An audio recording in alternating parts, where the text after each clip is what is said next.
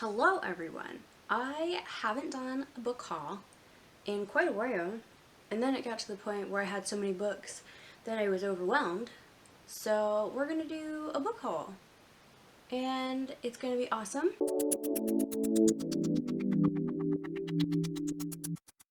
First things first, I only have some in this room because if you haven't watched any of my other videos, I had knee surgery a couple weeks ago. I'm still kind of recovering, so I haven't been moving very far from my bedroom. So I just have a stack of books that I've gotten kind of recently that I brought in here because I was particularly interested in reading them soon.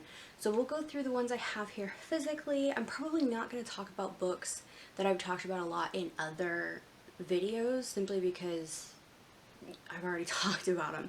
A couple of these I might have talked about before. I'm not totally sure.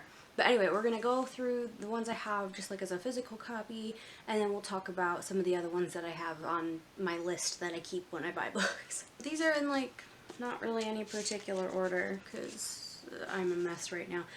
These two though I just picked up yesterday. My husband and I have settled into this nice little habit of I go to physical therapy, and of course he's driving me because it's my right knee that I had surgery on, so I can't currently press a gas pedal with any kind of regularity. Anyway, so after physical therapy, we go to Barnes & Noble, and I get a couple books, and he gets coffee, and I get coffee, and then we just hang out, and it's wonderful. Anyway, I picked up The Echo Wife by Sarah Gailey finally. It's essentially about this woman, and she discovers that her husband has had an affair with her clone. Don't know. Very intrigued. Want to read it. The next book I grabbed is The Upstairs House by Julia Fine. I started this already. I think I'm like halfway through. And I'm kind of enjoying it. I feel like this is supposed to be a thriller, but I can't really tell. This woman has had a baby, and she is definitely going through some postpartum. She's having trouble connecting with the baby, and it seems to be developing into like psychosis because she believes that Margaret Wise Brown, the author of Goodnight Moon, is living upstairs in her house, but like there's no unit up there. Like there isn't a house there. Very bizarre. Very bizarre. I feel like this might be kind of like a modern interpretation of The Yellow Wallpaper, where it's just exploring postpartum depression, postpartum psychosis, etc. But we'll see. I'm only like halfway through. I'm still a little confused by certain aspects. I will say it's making me terrified to have a child, though. I don't know if that's good or bad. My mom would probably say it's bad. Okay, next we have The Witch's Heart by Genevieve Gornichek. I believe this is about a witch, or someone who has been accused of being a witch, and she and the god Loki fall in love. I have a soft spot in my heart for Loki, the trickster god. My dog is named Loki. Plus this cover, beautiful. Next stack. These two I bought for the Goodreads Choice Awards. They're in the just the fiction category, I think. I don't know. I'm doing a video, and so I needed some books. My Dark Vanessa by Kate Elizabeth Russell. This has been very controversial, and I get why, but the controversy makes me want to read it more. It's essentially about this high school teacher who falls in love, I guess, with one of his students, and it's icky. But I want to know how it's been done, how the author handled it. It's clearly, I mean, if it got high enough to be shortlisted for the Goodreads Choice Awards, people are reading it. So I'm curious to check it out for myself. Then we have The Glass Hotel by Emily St. John Mandel. Similarly, this was on the Goodreads Choice Awards list, and I like Emily St. John Mandel. I read Station 11 years ago, and I remember like I binge read it in a matter of hours, and I kind of want to reread it. So it might be interesting to reread it with this one and just see how they compare. This is fun. I won this one in a Goodreads giveaway, Dark Horses by Susan Mihalik. It's about this girl, she rides horses, she's something of a prodigy when she's 15. She has an overbearing father, and it seems like their relationship is not at all healthy, and I think it just kind of explores that. So we'll see how this goes. I feel like I have some similar themes here, and I don't know how I feel about them. Next is another book I won in a Goodreads giveaway, The Dictionary of Lost Words by Pep Williams. This is kind of the story of the creation of the Oxford English Dictionary, except it's following this young girl, and her father is on the committee or whatever that's deciding what words will be included, and she is like collecting the words that they discard as being too lowbrow for the dictionary. So I'm very interested to read this. I bought The Paris Library by Janet Skyslin Charles. I don't know, it's World War II historical fiction, and it has library in the title, and that was mostly all I needed. Next I grabbed The Kite Runner by Khaled Hosseini.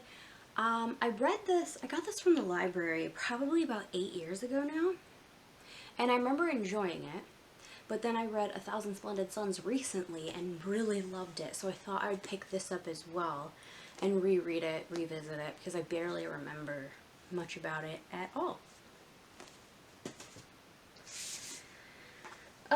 I got No Fit Gloss by Essa Hansen, sci-fi.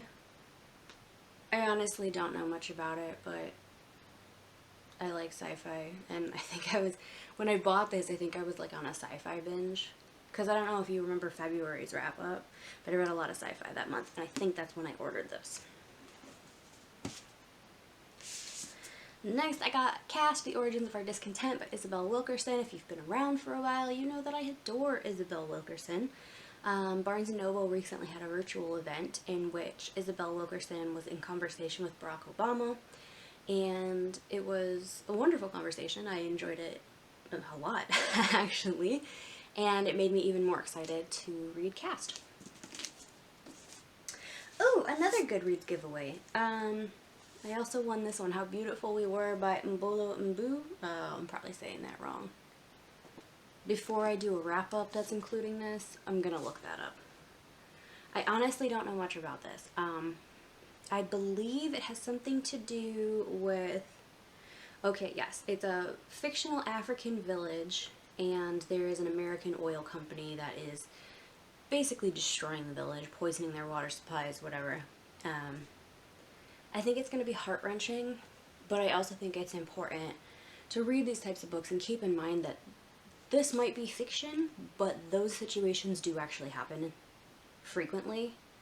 And I think we just need to stay aware that we've not come as far as we think we have in terms of human rights. Next up, we have a book that I actually already finished, and that is The Widow Queen by, Elżbieta, okay, she's Polish. This was translated from Polish. I don't speak even close to Polish. But this is pretty good. It's a very slow read, and there are a lot of character points of views. And it's one of those books where as I was reading it, it was really slow. I didn't feel like I was getting through it very fast. But then once I was finished, I missed it. And I want another book, which there will be another book coming next year. This was published in Poland in 2016, but finally got translated into English and became available in America. It's a historical fiction novel that's set roughly in the 900s AD. But it's set in Poland, Denmark, Norway, Sweden, Russia. It wasn't Russia at the time. But it's really interesting because I've never really read books set in that area. Specifically not ones that are set so far back in history. It does have some similarities to The Lost Queen by Signe Pike, especially in terms of the old religions versus the new. There's a lot of discussion about that. But then it also has a Game of Thrones vibe to it. And a lot of it I think comes from the fact that there are so many characters and it is such a rich, complex, and political world. This is, however, based on real people in history, and I enjoyed it a lot. Next up on the pile we have The Mothers by Brit Bennett. I read The Vanishing Half, I think in January or maybe December, and I loved it, so I wanted to pick up Brit Bennett's, I think this is her debut. I am not sure, this isn't historical fiction, so it's going to be really interesting to see if I get along with this as much as I did with The Vanishing Half. But I will keep you updated. Next is a book that I'm actually really surprised I haven't read yet because I was so looking forward to it, and it has the most beautiful cover. And that's The Lost Apothecary by Sarah Penner. This is a book about this woman. She's an apothecary and she sells poisons to women who need to rid themselves of horrible husbands. I'm still really excited about it, and I'm not sure why I haven't picked it up yet, but soon. And then the last physical book I have in this stack to talk about is The Ladies of the Secret Circus by Constance Sayers. Again, that cover, gorgeous. It has a secret circus. Phenomenal. But then it also has kind of like a multi-generational thing where we have someone more in present day who is discovering secrets from her grandmother or her great-grandmother's past. I'm not quite sure. But yeah, a lot of buzzwords there that really appealed to me. Now we have the fun bit where I get to scroll through a very long list of books that I purchased over the last how many ever months and pick out ones that I haven't spoken about yet. Just to keep this, you know, not an hour long. Okay. A couple of books that I picked up on audio. I have The Darkest Child by Dolores Phillips. I believe this is about a girl, and she is she's in a black family, but she is the darkest of all her siblings, and I think like she gets kind of persecuted because of it. I got The Mercies by Kieran Millwood Hargrave. Rosie talks about this book a lot, and she convinced me, so I have it. I picked up Honey Girl by Morgan Rogers. It's queer characters who get married in Vegas, like on a whim or accidentally or something crazy, and then like actually end up falling in love. I believe I bought it because every once in a while, like, I want something light and just funny. So I got that. I have The Four Winds by Kristen Hanna, which is the opposite of light and funny. What else did I get that I haven't talked about? I got When Brains Dream by Antonio Zadra. I don't remember a ton about this. I know it's nonfiction, and it has something to do with the science behind dreaming, which I find fascinating. I got, let's see, A History of What Comes Next by Sylvain Neuval. I enjoyed the Themis Files series by Sylvain Neuval, so I thought that could be interesting. I picked up The House in the Cerulean Sea by T.J. Klune. This is on the fantasy, yes, the fantasy Goodreads Choice Awards, so I grabbed that as well. I got The Butchering Art by Lindsay Fitzharris. Brittany from Literally Smitten talked about this, and then Anna from Anna on the Shelves, and both really enjoyed it. So I thought I would give that a go. I got The Bastard Brigade by Sam Keane. I enjoy Sam Keane as an author, so I thought, why not? I got The Fifth Season by N.K. Jemisin because people have been talking about this series for years, and I thought it was high time that I jump on that bandwagon. And I think that more or less brings us to all this stack. There are a bunch of other ones that I've bought, but I've already either read them and done a wrap-up for them or talked about them in various other videos. So I'm not going to get into them here because, okay, without this stack, I had 60 books on that list. So, no, I'm not going through every single one of them. Let me know in the comments any of these books that you're interested in, that you've read, if you think I should read them, or if you want to tell me that I made a mistake in purchasing any of them, that's fine too. I love to hear all your thoughts. The comments make my whole day. If you're new here, stick around, hit that subscribe button. We do some fun stuff sometimes, I think.